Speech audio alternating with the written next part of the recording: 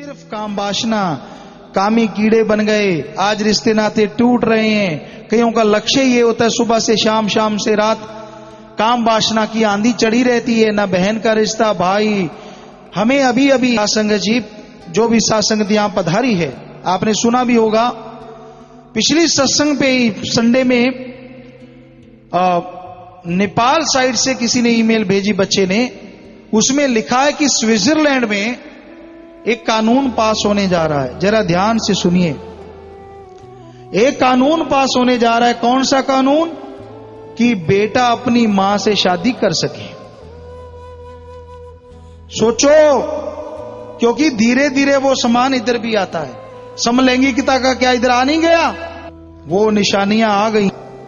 सोचिए कहां जा रहा है समाज, सिर्फ काम वासना के लिए, सिर्फ गंदी इच्छा पूर्ति करने के लिए। कितने गिर रहे हैं लोग, अपनों से ही खतरा होता जा रहा है, बाहर का तो छोड़िए। चंद नोटों के लिए जिस्म बिक रहे हैं, चंद नोटों के लिए। लोग कह देते हैं हाँ ऐसे क्यों बोला, ऐसे थोड़ा ही बोला, कोई बात होगी। तो 10 रुपए के लिए जो जिस्म बेच सकता है, वो हजारों लाखों रुपए मिलने से कुछ बोलने में कितनी की बड़ी बात है। हकीकत है ये, हकीकत। तो भाई आज समाज में इन बुराइयों को रोकने के लिए सत्संग की जरूरत है। जगह जगह लोगों को जागृत करने की जरूरत है। एक क्रांति की जरूरत है, इंसानियत की जरूरत है, मानवता की जरूरत है, धर्मों के सच्चे प्रचार की, ना कि धर्म के पीछे आड़ में नोट कमाने की जरूरत। ये सब फजूल है। संतों से भी हमारा आह्वान है, जो अपने आप को संत कहलाते हैं, है नहीं कि संत हो तो वो दुनिया को सुधारे, नोट लूटने ना आए कि भाई इसकी जेब तेरी श्रद्धा चढ़ा दे। ये पैसे वाली श्रद्धा कहां से आ गई? पैसे की श्रद्धा नहीं, भावना, भावना शुद्ध करो अगर प्रभु को पाना है। तो ये सत्संग रूपी स्कूल में, कॉलेज में ही सिखाया जाता है। कई लोग पूछते हैं क्या गुरुजी सत्संग सुन के सब लोग मान लेते हैं? नहीं, सब नहीं मानते। हम नहीं कहते कि मान लेते हैं, लेकिन फिर भी हमें जो नजरिया है कि लगभग 85-90% लोग मान लेते हैं, जो बहुत बड़ी बात है इस घोर कलयुग में। यहां आप सेवादारों को देख लो, कितना रोज सत्संग सुनने वालों का हाल भी मंदा है, उनका भी वही हाल। वो कहते ना, किसी ने कहा कि भाई एक जो पशु होता है भौंकता बहुत है, वो बस इतने में आप समझ गए होंगे कि उसकी पूंछ टेढ़ी रहती है। एक कहता मैं सीधी करके छोड़ूंगा, पाइप चढ़ा दी, 12 साल बाद खोली टेढ़ी की टेढ़ी। जितनी मर्जी माफिया लो, जितनी मर्जी कुछ कर लो, पूंछ टेढ़ी की टेढ़ी। कई ऐसे भी होते हैं, कोई असर नहीं होता राम नाम का, कोई असर नहीं होता संत फकीर की बातों का। और कई ऐसे होते हैं पहली बार आए, सुना और सारी जिंदगी अमल करके कुलों का ही उद्धार करके ले जाते हैं। ये अलग अलग बात है, अलग अलग तरह के लोग हैं, सब में एक जैसे नहीं होते। तो हमारा तो काम सबको बताना है ना, समझाना है ना कि भाई मान जाओ, मान जाओ। पर कहीं नहीं मानते, जब तक ठोकर नहीं, नहीं मानूंगा, बस मेरा भी स्टैंड है। तो भाई ठोकरे पड़े, माना तो फिर क्या माना। तो कॉलेज रूहानी बड़ा सत्संग जी, नाम और प्रेम का चढ़े रंग जी। कहते ना खरबूजे को देख के खरबूजा रंग पकड़ जाता है। कहते हैं फूल आ जाए खेतों में, फसल में फूल और बढ़ जाते हैं। तो नेचुरली आदमी जैसे संग में बैठेगा वैसा रंग लाजमी चढ़ता है। जैसा करो संग वैसा चढ़े रंग। इसलिए बुरी सोहबत नहीं करनी चाहिए। तो इस सत्संग के बारे में लिखा बताया है, सत्संग एक जबरदस्त रूहानी स्कूल या कॉलेज है, जहां प्रेम और नाम से जुड़ने का अमली और असली सबक पढ़ाया जाता है। सत्संग एक अजीब कारखाना है, जहां इंसान बनाया जाता है और सब अलाइशों से पाक करके उसको मालिक से जुड़ने के काबिल बनाया जाता है। सत्संग एक उत्तम तीर्थ है, जहां जन्मों जन्मों के करोड़ों पाप दूर हो जाते हैं और मन निर्मल हो जाता है। तो सत्संग के बारे में आपने सुना। आगे आया, किस काम के लिए आया भाई, इस बात की ना समझ आई, संत बताएं वही काम कर ले। आज काम कौन से हो रहे हैं ज्यादातर? खाओ पियो ऐश उड़ाओ। ये जग मीठा अगला किसने देखा है? और खाने पीने में मांस, अंडा, शराब, नशे, अफीम, भांग, धतूरा, चरस, हेरोइन, समैक, बहुत तरह के नशे हैं, मेडिकल नशे हैं। तो खाने पीने की यहां तक चर्चा है। विज्ञान की बात करते हैं पहले। विज्ञान ने बताया है हम प्योर शाकाहारी, प्योर वेजिटेरियन। हमारे नाखून, हमारा जबड़ा, हमारे दांत, हमारी आंतड़ी, हमारी पाचन क्रिया, पूरी शरीर की बनावट जो शाकाहारी जीवों जैसी है। पर फिर भी मांस खाते हैं। कईयों से पूछा क्यों खाते हो? कहते मांस नहीं खाएंगे तो ताकत कहां से आएगी। तो आप में से जिन्होंने बकरे, छतरे, मुर्गे ढकार रखे हैं, हम चैलेंज करते हैं कि आप हाथी से टक्कर लगा के देखो ताकत कौन है। हाथी तो घास फूस खाता है, उसमें ताकत कहां से आ गई? आपके हिसाब से तो सिर्फ घास में ताकत होती है। ये सारा झूठ है। कई कहेंगे गुरुजी चलो मांस की तो मानी, अंडे में क्या होता है? अंडो खा लें, क्यों नहीं होता भाई? नहीं कुछ होता तो खाते क्यों हो? कहते ताकत होती है। कितनी?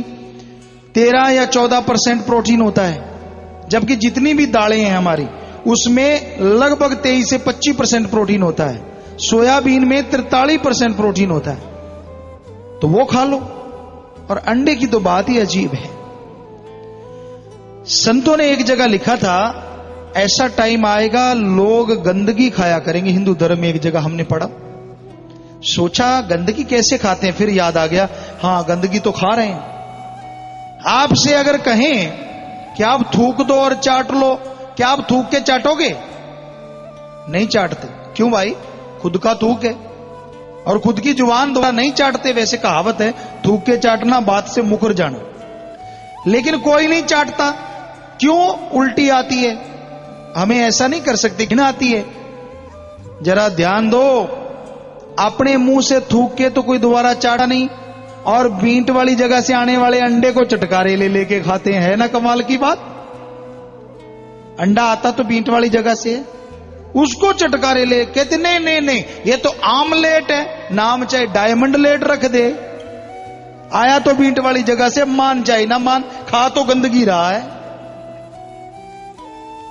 तो भाई जरा क्या चीजें खा रहे हो आप? जो है सवाल है कोई उसे खा जाए, उसको भी तरीके से निकाल के खाते हैं तो खाया जाता है।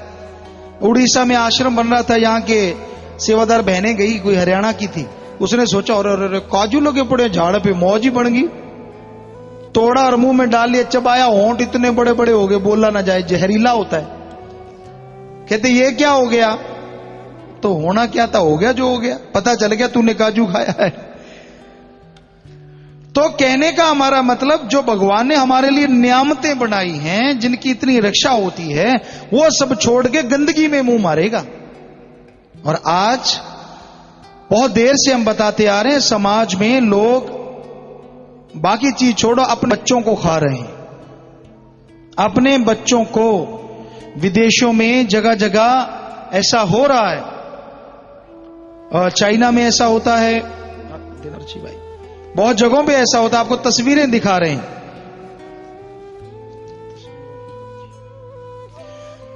तो वो तस्वीर आपको अभी दिखाई जाएगी, जिसमें दिखाते हैं कि कैसे आदमी आदमी के बच्चों को खा रहा है। एक आदमी आदमी के बच्चों को खा रहा है।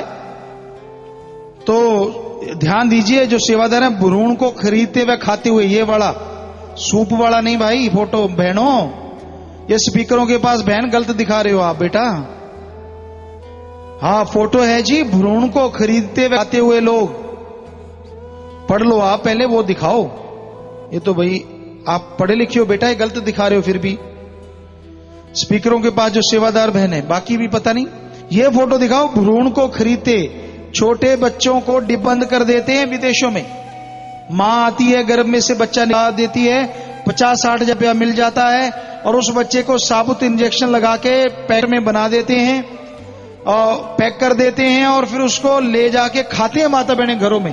भाई लोग, अचार बनाया जाता है। ये फोटो में आप देख सकते कैसे आदमी खा रहा है उसको। अगली फोटो देखो, भ्रूणों को पैकेट में पैक करते हुए। पैकेट बना रहे हैं उसको, फैक्ट्री है, हॉल, कमरा है, कितनी लाशें पड़ी है छोटे छोटे बच्चों की, उनको पैक करते हैं इंजेक्शन लगा के ताकि खराब ना हो। ये आप तस्वीर देख सकते हैं। चारों तरफ धीरे धीरे घुमाते जाइए, आप देखिए कितना बुरा हाल है।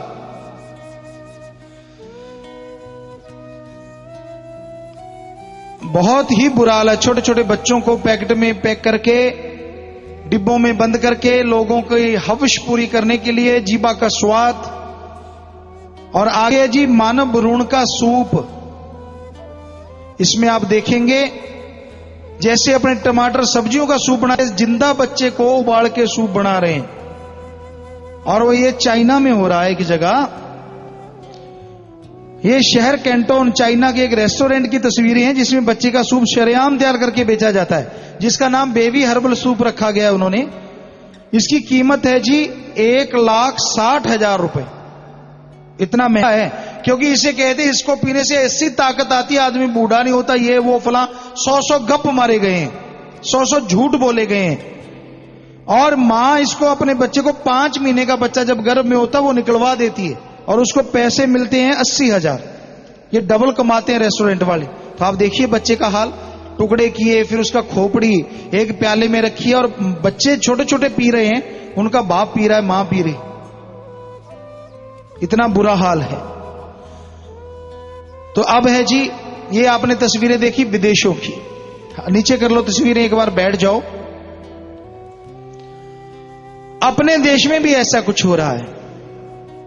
जब बच्चियां ज्यादा होती हैं, 1-2 बच्चियां हैं और बचने वाला, पहले चेक करवा लेते हैं ये बेटी है या बेटा। और अगर बेटी हो तो अबॉर्शन, जिसे कहते हैं सफाई करवा दी, सफाई करवाते हैं। और सफाई के नाम पे उन बच्चों का जो हाल होता है, या तो उनको मां के गर्भ में टुकड़े टुकड़े करके निकाला जाता है, या फिर इंजेक्शन दे देते केमिकल, वो सिकुड़ जाता है, उस बच्चे को निकालते हैं और कुत्तों के आगे फेंक दिया जाता है, ढेर गंदगी का बना के, और उनको कुत्ते नोच नोच के खाते हैं। तो आप अपने आप को मर्द कहलाते हो कि मैं मर्द हूं। अरे जो अपने हाथों से अपनी बेटी का कत्ल करवाते हैं, लानत ऐसी मर्दानगी के, वो मर्द नहीं से तो नामर्द भले।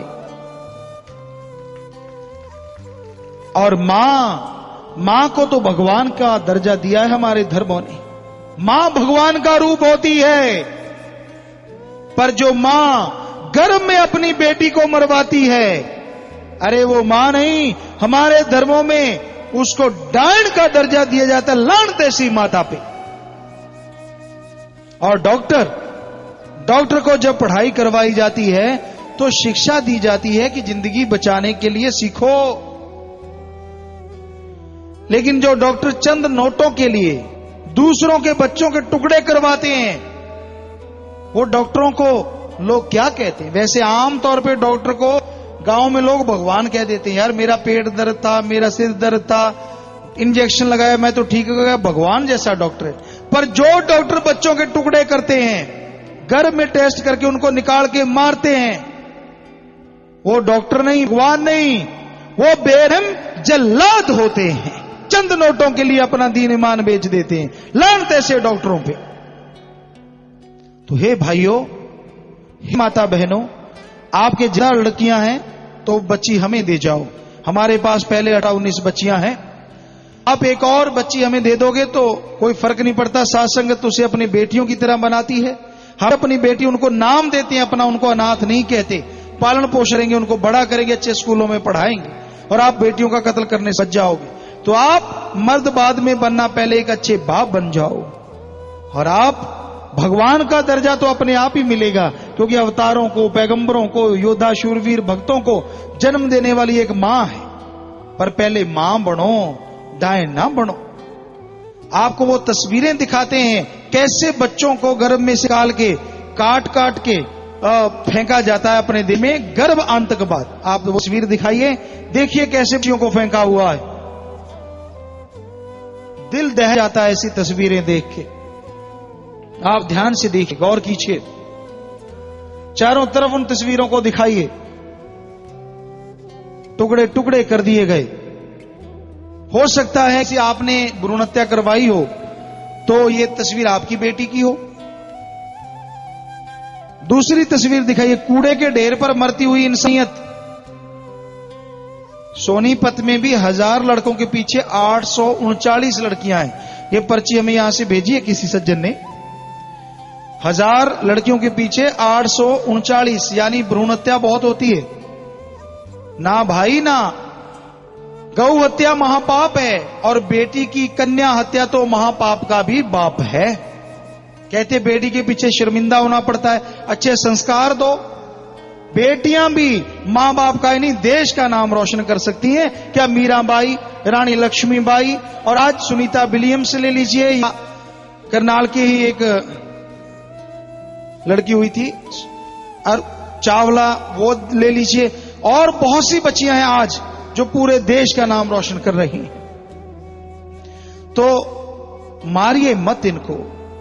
देखिए क्या हशर है, कैसे ढेर लगा पड़ा है छोटी छोटी बच्चों का, और बाद में कुत्ते नोच नोच के खाते हैं। इतना बुरा हाल है। ऐसे कर्म ना करो, करोगे तो भरोगे जरूर, फिर दुखी बेहद रहोगे। इनका श्राप मार डालेगा सारे समाज को। ना करो ऐसे कर्म, नीचे कर लो। तो अब वो बेटियां दिखाते हैं जिनको मार देना था समाज ने। हमारे पास जो बच्चियां हैं, हमने उनको पाला पोसा, अपनी बेटियों की तरह शाही बेटियां कहती हैं उनको, वेल एजुकेटेड बच्चियों ने पढ़ाते। वो तस्वीरें दिखाइए, हमारे साथ खेलती है मां बाप की तरह। हम उनको मां बाप का दर्जा दिया है, छोटी छोटी अब बड़ी भी हो चली हैं। और प्यारी साथ संगत जी, वो बच्चियां कमाल कर रही हैं पढ़ाई में, 94% नंबर, गेमों में नेशनल लेवल पे गोल्ड मेडल। वो तमाचा मार रही समाज की, आपने तो हमें खत्म कर देना था, हम भी समाज का अभिन्न अंग हैं, हम भी देश का नाम रोशन कर सकती हैं। देखिए ये तस्वीरें, वो हमारे साथ खेलती हैं। तो आप मारो मत, अगर ज्यादा है तो हमें दे दो, हम झोली फैलाते हैं। आप मारने से बच जाओगे, हमें एक और बेटी मिल जाएगी, कोई फर्क नहीं पड़ता। या हमारी करोड़ों बेटियां एक और आ जाएगी, कोई फर्क नहीं पड़ता।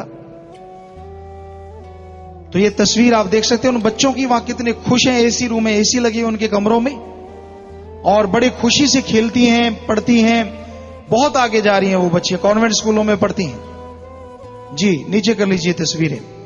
तो प्यारी साथ संगत जी, आपने सुना, और आपसे प्रार्थना करते हैं कि आप आगे से कोई भ्रूणहत्या नहीं करेंगे। हम आपके लिए प्रार्थना करेंगे, पर आप हाथ खड़ा करके वायदा कीजिए हमारे साथ कि आगे जिंदगी में कभी कोई भ्रूणहत्या नहीं करेंगे। हाथ खड़े रखो। तो आप सबके लिए मालिक से प्रार्थना करते हैं, हे प्रभु, ये तेरी औलाद का भला करने के लिए हाथ उठाए हैं, इन सब का भला भी जरूर करना है मेरे मालिक, है ईश्वर। सबको आशीर्वाद आशीर्वाद। हाथ नीचे कर लीजिए।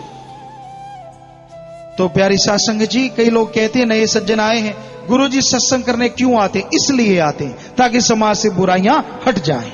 और कोई डुगडुगी बजा के तमाशा दिखाने नहीं आते, या नोट लूटने नहीं आते। हम तो आपको समझाने आते हैं, और बड़ी खुशी होती है जब आप सब लोग इन बातों को मानते हैं। तो आगे आया जी, भवसागर है, 5 चोर तेरे पीछे लगे, कीमती पूंजी है तेरी ठगे, मन जो कहे इनकार कर ले। इस बारे में लिखा बताया है, इस ग्रह में कोई जागत रहे, साबत वस्तु अपनी लहे, सगल सहेली अपने रसमाती, ग्रह अपने की खबर न जाती। तो सहेलियां, इंद्रियां, देखना, सूंघना, स्पर्श करना, चखना, ये सारी सहेलियां आत्मा को लगती थी कि ये मेरा साथ देंगी, लेकिन ये तो अपने रसों कसों में लगी हुई हैं, भौतिकतावाद में खो गई हैं। तो आत्मा अकेली पड़ गई है। कर्म कांड जीव करता है, पर उससे भगवान नहीं मिलता। कोई सोचे अलग रंग के कपड़े पहन लो, इसे भगवान मिल जाए, सफेद पहन लो, भाई गेरुआ पहन लो, हरे पहन लो, नीले पहन लो, फला पहन लो। कपड़ों का रंग बदलने से अगर भगवान मिलता तो सारी दुनिया वैसे कपड़े पहन लेती, भगवान मिल जाता। कोई कहता नहीं पानी में डुबकी लगाओ, यहां नहीं वहां, वहां नहीं वहां। डुबकी लगाने से भगवान मिले या पाप साफ हो जाएं? डुबकी लगाने से तो मैल नहीं उतरती, पाप कहां से उतरेंगे? धर्मों में जो लिखा है, सारे तीर्थ स्थान अपनी जगह सही हैं, लेकिन उनका मकसद क्या था कि लोग वहां पे आए, और भगवान उनको याद आ जाए, घर में जाके भगवान को याद करें, इसलिए तीर्थ स्थान बने थे। आज रूप कुछ और ही हो गया है, कुछ रूप और इस तरह का हो गया है, इतने की डुबकी, इतने की डुबकी, डुबकी के भी पैसे लगते हैं। जरा सोचो, जिनके गांव में, शहर में वो तीर्थ स्थान है, वो तो सुबह से रात तक ठगी मारेंगे, रात को एक डुबकी मारी सारे पाप साफ, अगले दिन नई ठगी मारनी शुरू, कि रोज ही एक डुबकी मार, सारे पाप रोज ही साफ हो जाएंगे। ये तो बड़ा अजीब बात होगी भाई, नाइंसाफी हो गई। तो इन कर्म कांडों से बात नहीं बनती जब तक आदमी मन की मैल साफ नहीं करता, जब तक अंदर से पवित्रता नहीं आती, जब तक अंदर से सफाई नहीं होती, भगवान के दर्शन नहीं होते। जब तक मन के घोड़े पे सवार रहता है, जितना मर्जी हार श्रृंगार कर लो, जो मर्जी बन जाओ, भगवान की कृपा नहीं होती। अंदर सफाई करो, विचारों की सफाई। हमें बड़ी खुशी है कि साध संगत में 3.5-4 करोड़ लोग जो साध संगत है, उनमें बहुत नौजवान हैं, कॉलेजिएट हैं, स्कूल के हैं, बहुत नौजवान हैं, बुजुर्ग हैं, अधेड़ हैं। पर नौजवान इसलिए क्योंकि धर्मों में लिखा है कि नोबल दर्जे की भगवान कबूल मंजूर करता है, पहले नंबर की, बचपन और जवानी।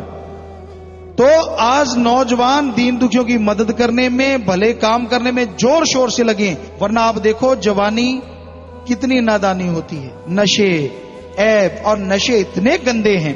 तंबाकू, हम राजस्थान के भीलवाड़ा साइड में के झालरपाटन में, वहां एक भवानी मंडी थी, सत्संग हुआ। ऐसे बाहर बाहर सरसों के खेत जैसे हैं, ऐसे खेत थे वहां, और वहां मोटे मोटे डोडे थे, फूल लगे हुए थे। हमने कहा भाई ये कैसे जामनी से रंग के, नीले से रंग के, ये अजीबोगरीब फूल किसके के? हमने तो सरसों वगैरह देखी थी राजस्थान में इधर, तो हमने कहा ये अजीबोगरीब फूल हैं। कहते गुरुजी आपको अजीबोगरीब लगते हैं, लोग तो जान दे देते हैं। क्यों? ये अफीम की खेती है। हमने कहा अच्छा, ये अफीम की खेती है, इससे क्या बनता है भाई? चूरा पोस्त, तंबाकू, इसके साथ साथ स्मैक, क्रैक, बुक्की, अफीम, हेरोइन, सब इससे बनते हैं। तो हमने कहा भाई क्या ये आप शुद्ध भेजते हो? क्योंकि वहां से आते हैं, सारे समाज में चलते हैं। कहते ना गुरुजी इसमें तो मिलावट करते हैं। क्या? ऊंट के लेडिया मिलाते हैं इसमें, मेंगा, ऊंट का मेंगना। हम उन व्यापारी के घर गए, उसने एक तरफ चूरा पोस्त रख दिया, एक तरफ क्रैश करके चूरा करके ऊंट का मेंगना। कहता गुरुजी बताओ कौन सा चूरा पोस्त, कौन सा ऊंट का मेंगना? हमने कहा भाई हमने तो बचपन से कोई नशा नहीं किया, इसलिए हमें तो दोनों ही एक जैसे लग रहे हैं, ये बता सकते, ये नहीं पता कौन सा क्या है। कहता बस फिर यही होता है, ऊंट का मेंगना मिलाते हैं। हमने कहा और? कहता मिलने को जो मिल जाए, हाथी की लीद, गधे की लीद, घोड़े की लीद, लकड़ी का बुरादा, और लोग गिलास में 2 चम्मच घोल के चढ़ा जाते। कहते मजा सा आ गया भाई। या कहते हैं टेलीविजन रेडियो पे बताया है, हम तो देखते नहीं, कि हमारे ये पीने वालों की बात निराली है। वाकई बात निराली है भाई। हमारे बुजुर्ग छाछ पीते थे, घी पीते थे, दूध पीते थे, दही पीते थे। तूने 5-7 पशुओं की लीद के अंदर धूप दे डाली है, तेरी बात निराली है। बुरा हाल। सुबह उठते ही वो एक और रगड़ेंगे यूं यूं हाथ पे, पता नहीं उसको क्या कहते हैं, जर्दा शायद ऐसा कुछ, तो वो गुटका या जर्दा, पता नहीं क्या नाम है। यहां पंचकुला साइड से एक सज्जन आए, कहते गुरुजी इसका प्रोडक्ट मैनेजर मेरे मामा या चाचा है, उन्होंने बताया कि इसमें पशुओं घोड़ों की लीद के साथ साथ कुछ और भी मिलाते हैं। तो हमने कहा क्या मिलाते हैं? क्या जी सीवरेज का चूरा। आपके शहर में भी सीवरेज तो होगा, कि आदमी का टट पेशाब एक जगह गिरता है, वो सूख जाता है, उसका पाउडर मिलाते हैं इसमें। छिपकली, मरी हुई छिपकली, उसका पाउडर बना के उसको डालते हैं इसमें। तो हमने कहा भाई ये तो बड़ा अजीबोगरीब सौदा है। एक इंस्पेक्टर ने भी हमें लिख के दिया था, अभी मिल नहीं रहा, तो आपकी सेवा में अर्ज करेंगे, अगर वो चीज मिली बताएंगे। शमशाबाद, आगरा में हम सत्संग करें, जैसे ये ऑफिसर सज्जन खड़े हैं, तो वो आए थे ड्यूटी पे, उन्होंने लिख के दिया हमें कि गुरुजी मैंने छापा मारा गुटखा बनाने वाली फैक्ट्री में, तो गधे घोड़े की लीद, पशुओं की चर्बी और सीवरेज का चूरा, मरी हुई छिपकलियां, सारा को बरामद हुआ जो इसमें डाला जाता है। बीच में खुशबूदार चीज मिला देते हैं और ऊपर नाम लिख देते हैं, उड़ने वाला, भागने वाला और देवी देवताओं के नाम, और आप फिर उसमें चूना लगाते हो। वैसे हिंदी की कहावत है, चूना लगाना धोखा देना।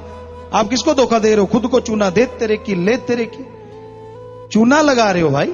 कहावत तो बनी, अब मानो ना मानो। लगा के गंदगी और मुंह में डाल के मार के पिचकारी के तब बन गया नवाब ज्यादा। न्यू गंदगी खाने से बने तो भाई हर कोई बने। सारी दुनिया की गंदगी खाली मुंह में डाल रखी है, और से जो बीमारियां होती हैं वो बेहद ज्यादा हैं। आपको गिना देते हैं, आप गिनती करो। होंठ का कैंसर, जीभा का कैंसर, गाल का कैंसर, भोजन नली का कैंसर, गले का कैंसर, पेट का कैंसर, बच्चेदानी का कैंसर, पैनक्रियाज कैंसर, बड़ी आंत का कैंसर, मूत्र थैली का कैंसर, तेजाब, मुंह का छोटा होना, मुंह की सूजन, दिल का दौरा पड़ना, पैरों का गलना, लकवा होना, ब्लड प्रेशर बढ़ना घटना, खून की नाड़ियों में रुकावट, फेफड़ों का कैंसर, श्वास के रोग, टीबी ज्यादा होना, बुढ़ापा जल्दी आना, दांतों का गलना, सेक्सुअल कमजोरी, इर्द गिर्द वाले लोगों में श्वास रोग, दमा, मुंह पर झुर्रियां पड़ना। ये तंबाकू से होने वाले रोग जो डॉक्टरों ने बताए हैं, और मरने वालों की गिनती आगे से बढ़ गई है भाई। अब जो ये लिखा है इन्होंने, 20 वर्ष से कम आयु में तंबाकू सेवन करने वालों की आयु 20 वर्ष कम हो जाती है। ये डॉक्टरों साइंटिस्टों का लिखा है। इन बीमारियों से भारत में एक साल में 9 लाख लोग मर रहे हैं। पहले 8 थे, 9 लाख। और प्रति सेकंड 35 सेकंड में, आधे मिनट में एक की मौत हो जाती है अपने देश में, सिर्फ तंबाकू की बीमारियों से। तो ये बहुत ही गंदी बीमारी है। बाकी नशे तो बर्बादी का घर है ही है, लेकिन ये तो बहुत भयानक बीमारी है भाई। माता बहनों, मत पिया करो, बहुत मिलावट है। कहते जब कुछ होगा देखा जाएगा। हमारे तो परिवार में रीत चली आ रही है, तब देखेगा क्या, गले में नलकी लग जाएगी, घेंचे घेंचे होगी, बोला और नहीं जाएगा, रोटी भी ढंग से नहीं खाओगे, नलकी के द्वारा सारा सामान जाएगा अंदर। तो वो क्यों देखोगे, पहले क्यों नहीं सुधरते? तो ये गंदी चीज छोड़ दो। बाकी मर्जी आपकी भाई, बताना हमारा फर्ज, क्योंकि आगे लोगों ने हमें बहुत रोका इन चीजों के लिए, गुरुजी ये नशे मत रुकवाओ, फलाना रुकवाओ, ये कर देंगे वो कर देंगे। पर फकीरों का तो काम होता है सच की राह पे चलना। वो नहीं बताएंगे तो बताएगा कौन? है ये सच 100%। तो ठीक है, आप लोगों ने फेंका या छोड़ने का पर लिया तो हाथ खड़ा करके पर लीजिए कि आप नशा कोई भी नहीं करेंगे। माता बहनों, कर लो हाथ खड़ा, छोड़ दो गुड़गुड़ाना, कुछ नहीं होता, कोई फर्क नहीं पड़ता, खुशियां ही खुशियां।